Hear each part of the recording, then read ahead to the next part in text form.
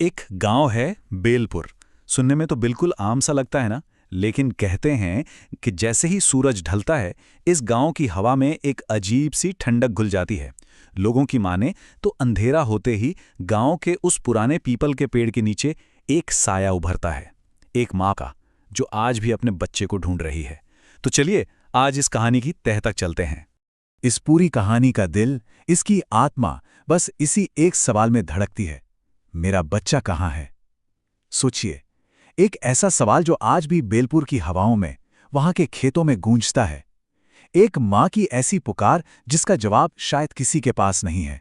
गांव वाले बताते हैं कि रात के सन्नाटे में उस पीपल के पेड़ के नीचे एक औरत दिखाई देती है। अजीब बात यह है कि उसकी गोद में एक बच्चा भी होता है। फिर भी वो हर आने जाने वाले से रोते हुए बस एक ही बात पूछती है, मेरा बच्चा कहाँ है? पर यह सिर्फ कोई सुनी सुनाई कहानी नहीं है। इसके पीछे एक औरत की दर्दनाक हकीकत छुपी है। इस खौफनाक किंवदंती के पीछे जो असली इंसान थी, उसका नाम था अंजलि। शादी को 8 साल हो चुके थे, लेकिन उसका अपना ही घर उसके लिए एक जीती जागती कब्र बन चुका था।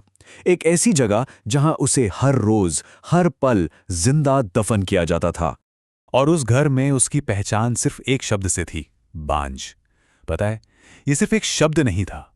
अंजलि की दुनिया में ये एक सामाजिक दाग था, एक गाली थी, और उसके साथ होने वाले हर जुल्म को सही ठहराने का एक बहाना था। ये जुल्म ये शादी के पहले ही हफ्ते से शुरू हो गया था। अंजलि को बहू नहीं, बल्कि एक नौकरानी की तरह देखा जाता था। दहेज के ताने तो जैसे उसकी रोज की खुराक थे। हर बात पर उसे उसकी कीमत याद दिलाई जाती थी।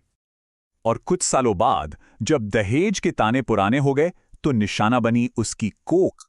अब उसे सिर्फ बांझ नहीं, बल्कि वंश मिटाने वाली कहा जाने लगा। मानो उसकी जिंदगी का, उसके होने का बस यही एक मकसद रह गया था। सोचिए, सालों की मार, रोज की गालियां और नफरत सहने के बाद अंजलि के दिल में बस एक ही उम्मीद बची थी, एक बहुत ही बेबस सी उम्मीद। उसे लगता था कि अगर अगर वो मां बन गई तो शायद सब ठीक हो जाएगा। शायद उसे भी घर में एक इंसान का दर्जा मिल जाएगा। और फिर सालों के लंबे और अंधेरे इंतजार के बाद उसकी जिंदगी में वो पल आया जब लगा कि शायद शायद उसकी ये टूटी फूटी उम्मीद सच होने वाली है। अंधेरे में उम्मीद की एक छोटी सी किरण जली। डॉक्टर ने जब कहा, बधाई हो, आप मां बनने वाली हैं, तो ये शब्द अंजलि के लिए किसी चमत्कार से कम नहीं थे। सालों बाद उसके चेहरे पर कोई सच्ची असली मुस्कान आई थी। उसे लगा बस अब सब बदल जाएगा।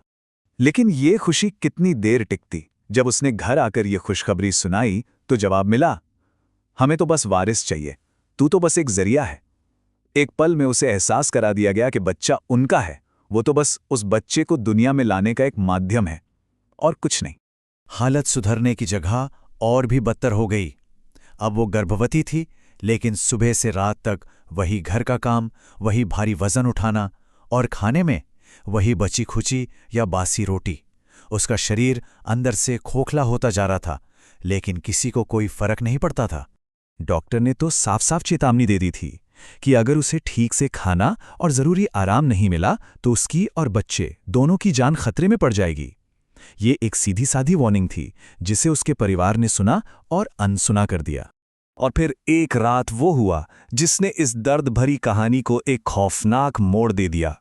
एक ऐसा जुर्म जिसे कभी माफ नहीं किया जा सकता था, और जिसका बदला अब कब्र से लिया जाना था। वजह क्या थी?